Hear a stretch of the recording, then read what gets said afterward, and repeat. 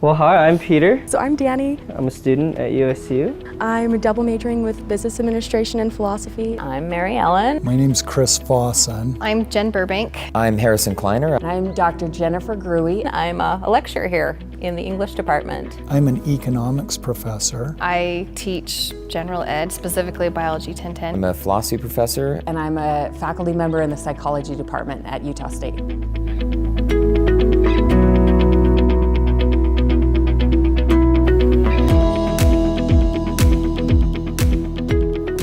So what is your role as an instructor? My role as a professor, I have some research responsibilities.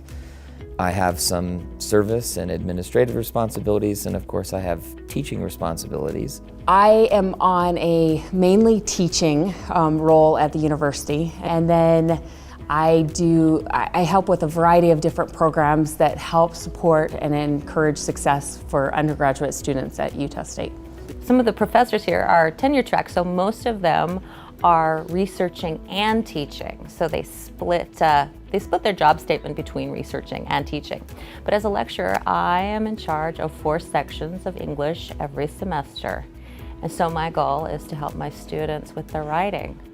What's kind of your perspective, like good, bad experiences that have ever happened or occurred for a student reaching out? Like when they have come forward, what do you suggest as far as like preparation? What makes the difference between your interaction? Well, I guess it kind of depends on what they're coming to me about, but something that typically is not very useful for me or for them is when they let something go for a long time. Like they just haven't been coming to class or really doing anything, and we kind of get to the final hour and then they approach me and say like, what can I do?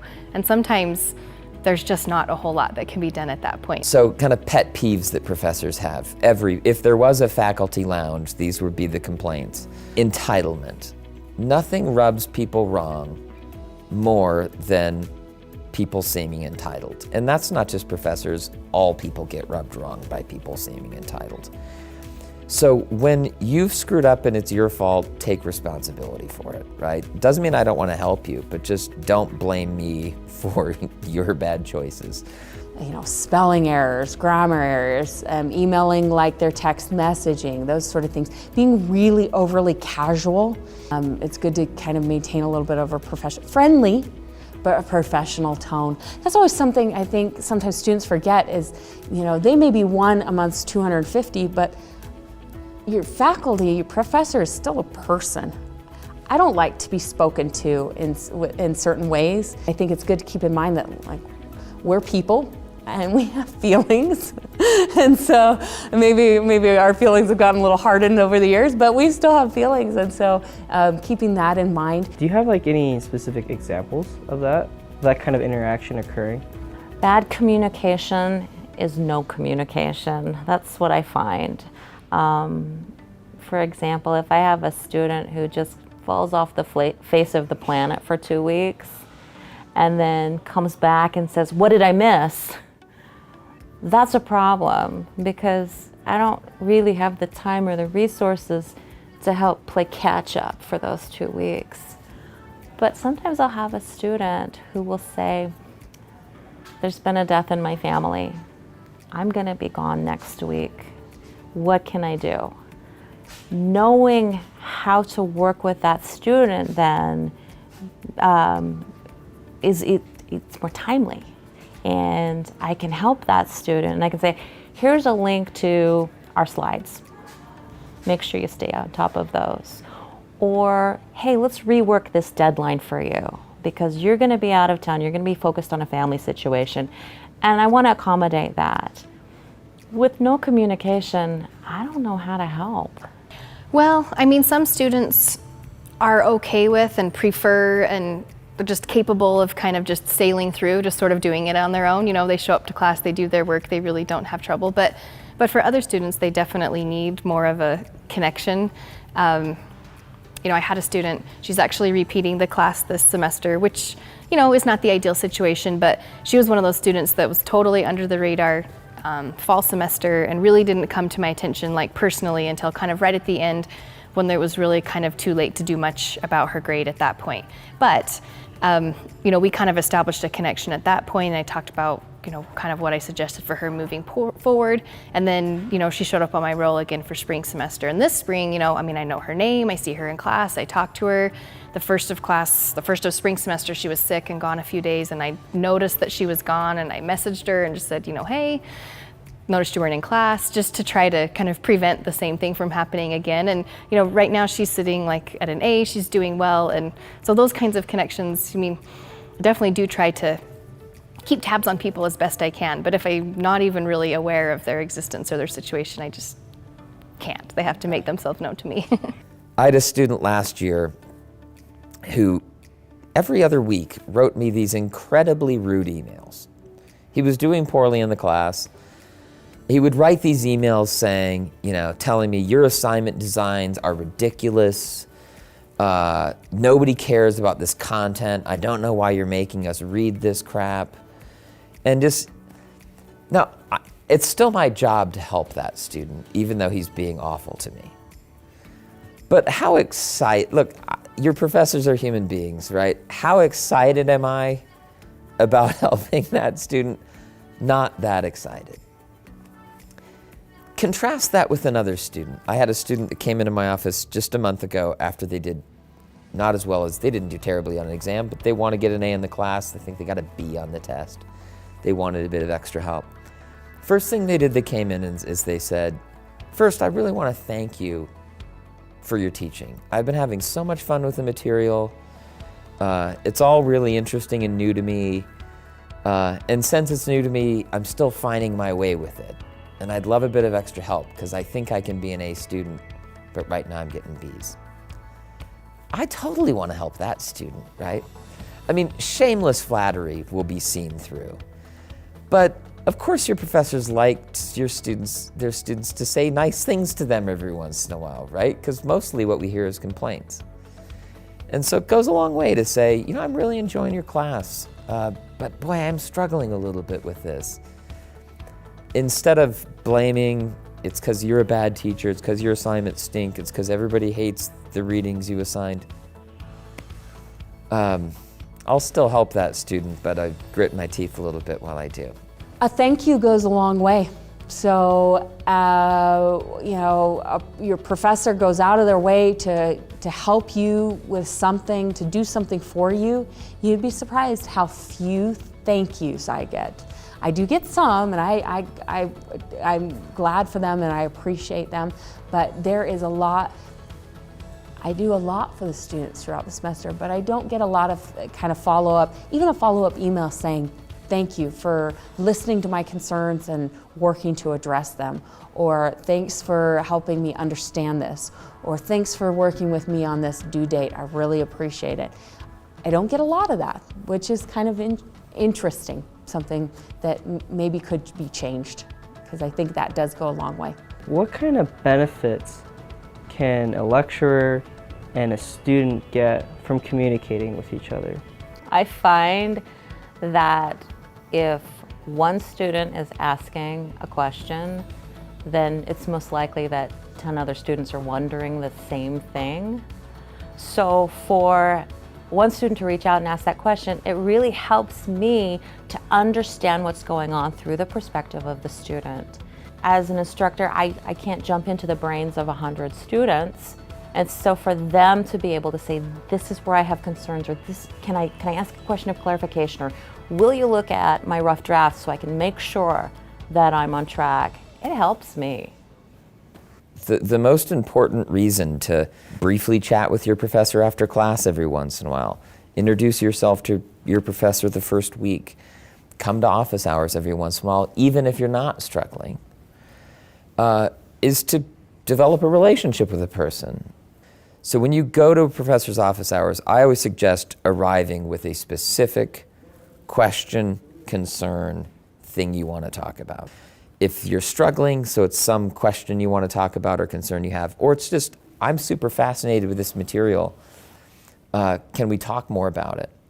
And so yeah, when students who've come to my office and expressed interest in what they do, I've given them opportunities to be undergraduate teaching fellows, I've given them outside of class readings of books together, right?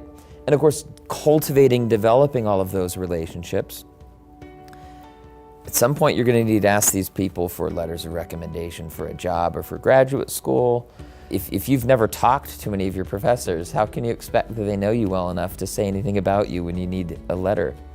There's a give and take with my students. I hope I'm creating value for them, but they create value in terms of the meaning and purpose that drives me to be a professor at Utah State University. And I think that a lot of times it's easy for a professor to get consumed by their professional ambitions and their academic research. And I think that's great, but a university offers something more than that. I think a professor that doesn't take every opportunity to deeply engage with students, understand where they're coming from, facilitate their own learning and engage them in a transformational learning experience, then the professor themselves are really missing an opportunity to find meaning and purpose in their career. It's what differentiates a truly extraordinary academic experience that leaves a legacy of impact on the lives that they touch versus being engaged in more of a structured professional setting that you could replicate at a research institute or a government agency. I think there's something very special about being in a university environment and interacting with students. I think when you have two individuals, I always look at my classrooms as very collaborative. I am teaching my students, but I learn a lot from my interactions with my students. Comments they make sometimes are so insightful and things that I go, oh, I had never thought about that, but how interesting. And so I try and keep it very collaborative. And I think a part of that is when you have two people that are coming, the professor and the student that are coming into that environment with both that willingness and want to learn and being open to learning, then you create kind of this mutual respect, and and I think that opens more opportunities to really thrive in that environment. What kind of communication do you prefer? Like in your classrooms, do you prefer email? Do you like the face-to-face, or how do you prefer your students communicate with you? I'm really open to any form of communication. So a lot of students defer to kind of the Canvas portal to communicate through Canvas email. That's okay with me. I also have a lot of students that will communicate with me directly through my university email address. My students have my cell number, so sometimes they'll text me. I rarely have a student call, but if there's an emergency, I'm very happy to have students call. I know I'm probably unusual in that regard. I know a lot of professors like to create barriers, but I've never had students that really violate sort of professional conduct by sharing as many possible avenues of communication with them as I can. And a bit of FaceTime and communication really helps. If I have a student come to me ahead of time is always the advice when possible. If I have a student come to me ahead of time and say, my idiot parents arranged a family vacation during time that class is in session, and I tried to tell them, Mom, Dad, work is like a job, school's like a job for me, this is really important, but my parents didn't listen and I've got to go to this thing. Might not be true, but it never hurts to throw your parents under the bus to save some face yourself. At least they're telling me ahead of time. Or I've got a job where sometimes I've got this work conflict and I'm just gonna miss class on these days. I really regret this. I just have to have this job or else I'm not gonna be able to stay in school. It's unfortunate you're gonna miss some class, right? But you told me ahead of time, I put a face to a name, you showed that you were responsible. That's far better than me not even, some of my classes are big, 150, 200 students. I'm not very good with names. I have to work really hard to learn all the names of my students when I have 25 students in my class, forget when I have 150. If you're sitting in the back, if you've never come within 10 yards of me, right, all semester long and you're struggling, I'm probably reaching out to you via Canvas if I'm looking at some things that are making me worry. I'm gonna have a face to the name.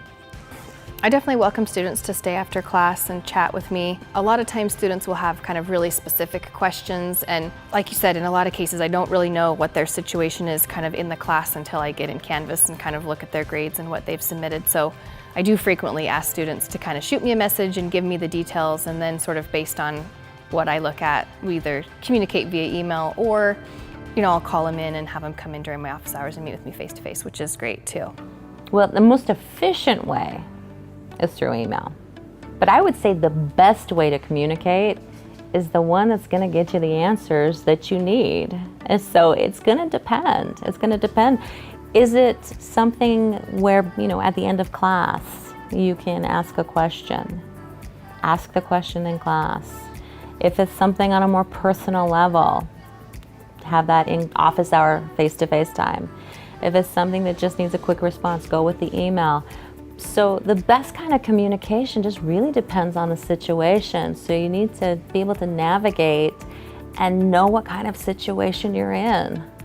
How do you navigate a situation where the student who's coming forth is super upset, whether it's about grades or whether it's just their performance in the class? How do you navigate around that, and how do you communicate with them that it's still a positive experience even though it seems terrible at the moment? First off, I let them cry. I love that. I really do. We all need to cry sometimes. That's perfect. So, I embrace it and just say, yeah, just go ahead, cry as long as you need to, and then we'll have a conversation about, how we can create value out of the experience that we're sharing together. Be accountable. Also, be respectful in how you talk and communicate. Student time is valuable and faculty time is valuable. Use it for things that you can't figure out on your own. And then being proactive, right, instead of being reactive. So a student comes to me and says, oh, I had work all last week and I missed exam 3. Is there anything I can do? No, not really, right? Or at least you put me in a really difficult spot at that point.